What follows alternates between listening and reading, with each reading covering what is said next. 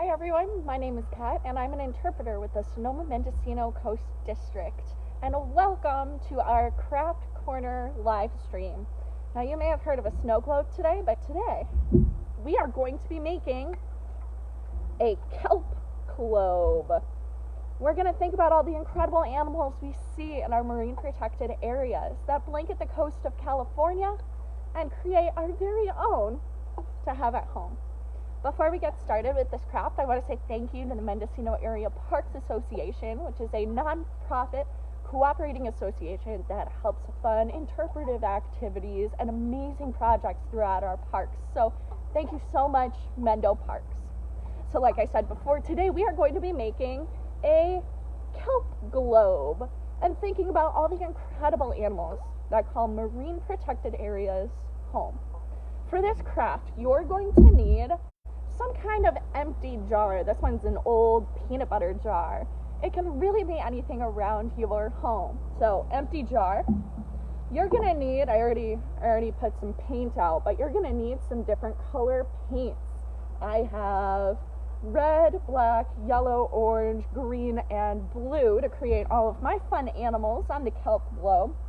You're also gonna need water, blue food coloring, a pair of scissors, and some green paper.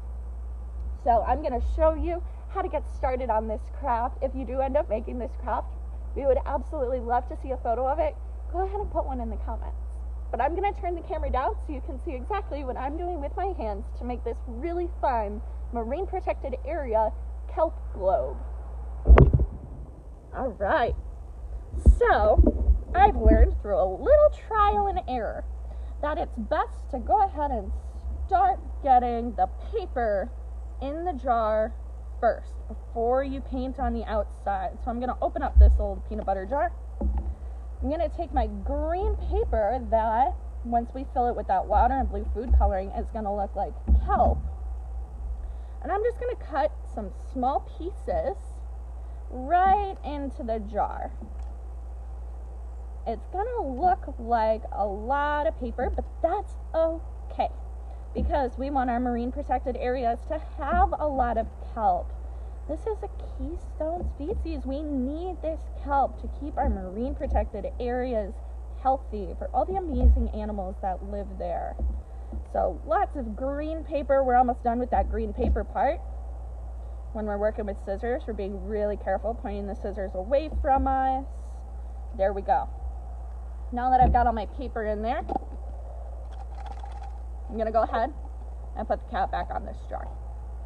Now I want to paint some animals that I would see in a marine protected area. I'm going to use a little itty bitty teeny tiny paintbrush. And let's start with,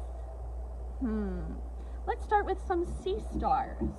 I'm going to make my sea stars orange. So I'm going to get my orange paint. Sea stars are pretty easy. Now, in my head, I'm imagining an ochre star. And a lot of the times they have 5 limbs. So I'm just going to paint an easy ochre star. Now, these animals are incredibly important to our tide pools, to our marine protected areas. So if you're ever tide pooling with us and you're lucky enough to see one of these animals, it's so important that we look with our eyes and not with our hands. That's why it's extra fun to have our own kelp globe at home, because we might not be able, or we shouldn't, pick up any sea stars that we do see in real life. I'm also going to add in a fish. Let's do a fish. I'm going to make this one red.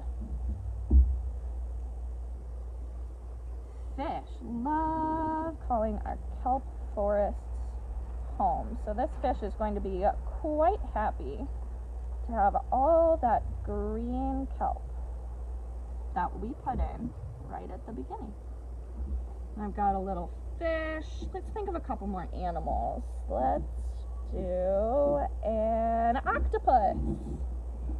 Because it's a craft, we can always make our animals fun, silly colors. I think I want to make a green octopus, because that sounds like fun to me. Yeah, we're gonna do that. I've got the head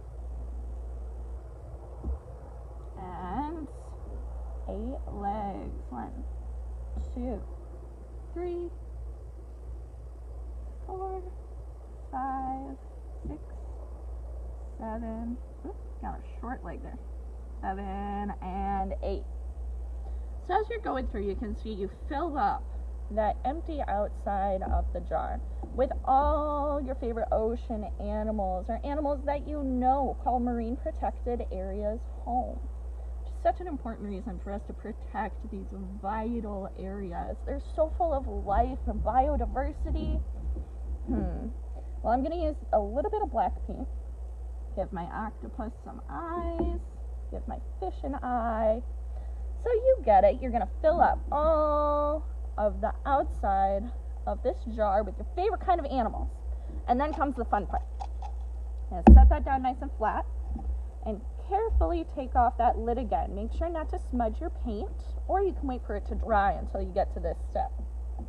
That's when you're going to grab some water. I want you to add just a drop of blue food coloring to your water. Believe me, it doesn't look like a lot, but it goes a long way. So that's really cool how it's swirling. Cool. Alright, I'm going to put this lid on again and shake it up so that blue food coloring gets all over. We got that nice blue of the ocean. And I'm going to go ahead and pour this in to my Kelp Globe.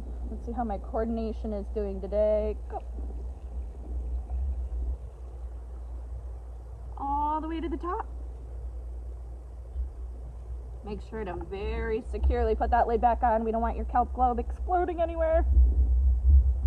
And just to make sure that we did it right, go ahead and give it a shake.